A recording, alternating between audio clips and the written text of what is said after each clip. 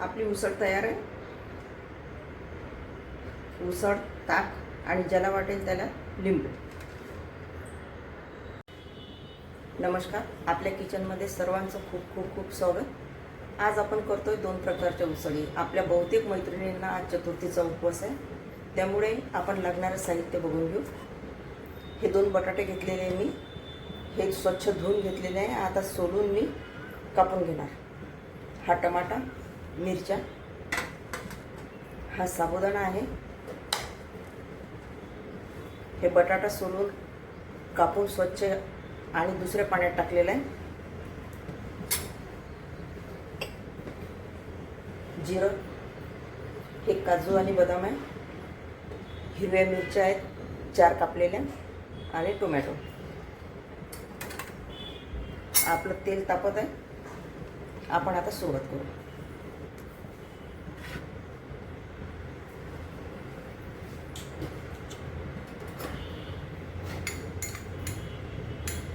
थोडं जिरं टाकलं.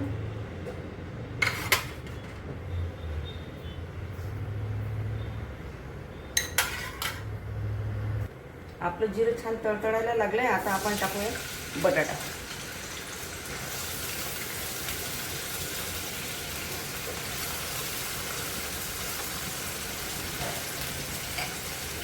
हिरवी मिरची,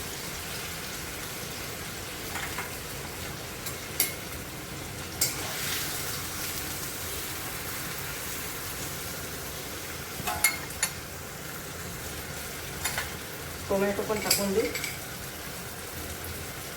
कारण बटाटा व्हायला मग मदत होते.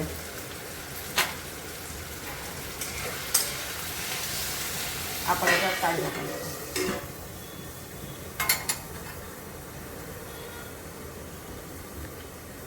उसळ हा सर्वांचाच आवडता पदार्थ आहे, त्यामुळे मग ज्यांना उपवास नसला ते खाऊन घेतात.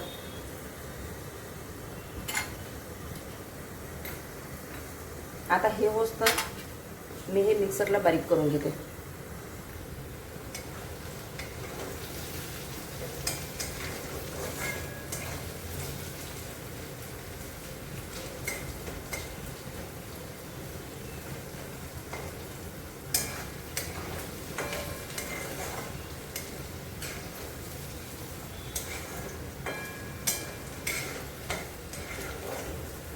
आता आपले बटाटे झालेले, आपण यात साबुदाणा घालतो. साबुदाणा पहिले घातला म्हणजे ते तो मोकळा व्हायला मग सुरुवात होते.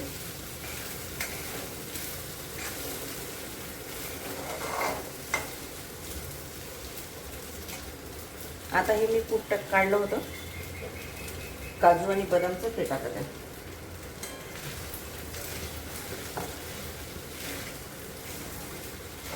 साबुदाणा पहिले घातला म्हणजे उसळ चिकट होत नाही मग.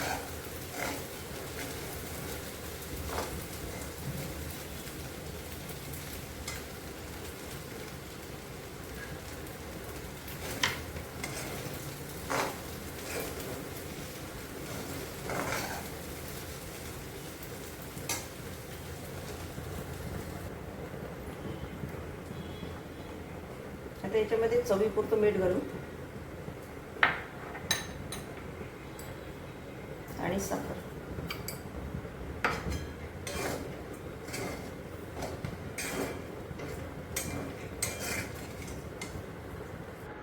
याच्यावर झाकण ठेवून आपण 5 मिनिट वाफ काढू देऊ.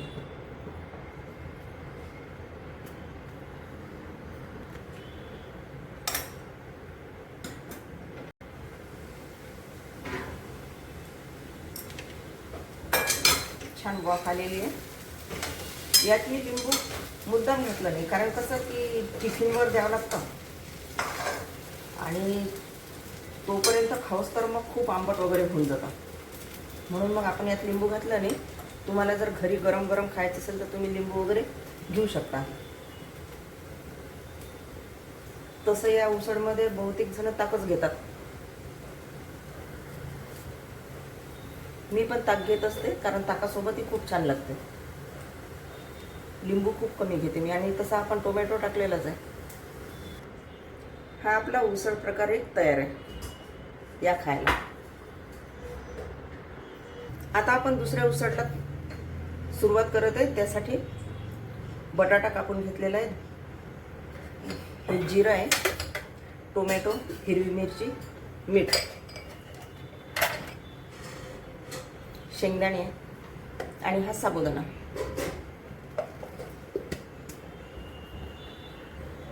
आता आपण जिरं टाकत आहे. जिरं छान तळतळायला लागलं, बटाटा टाकला,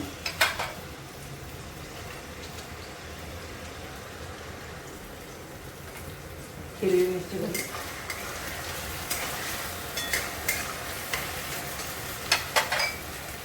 टोमॅटो घालून घेऊ.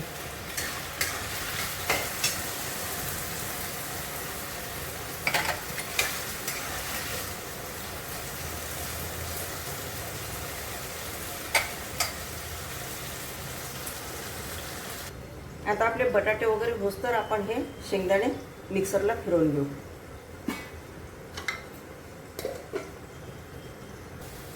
आता हे बटाटा, टमाटा, मिरच्या वगैरे छान झालेल्या आहेत आपल्या. आपण आता साबुदाणा घालून घेऊ पहिले, म्हणजे साबुदाणा नेहमीप्रमाणे मोकळा व्हायला मदत होईल.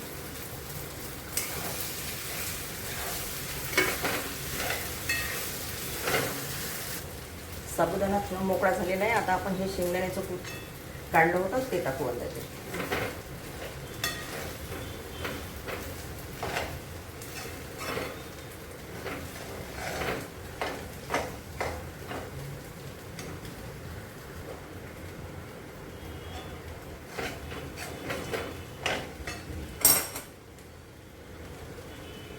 चवीपुरतं मीठ घालू.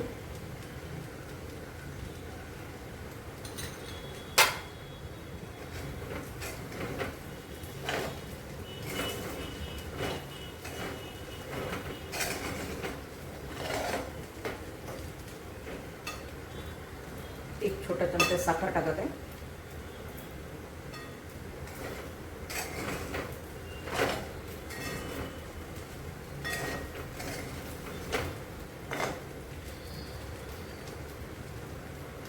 झाकण ठेवून एक वाफ आणून घेऊ आपण.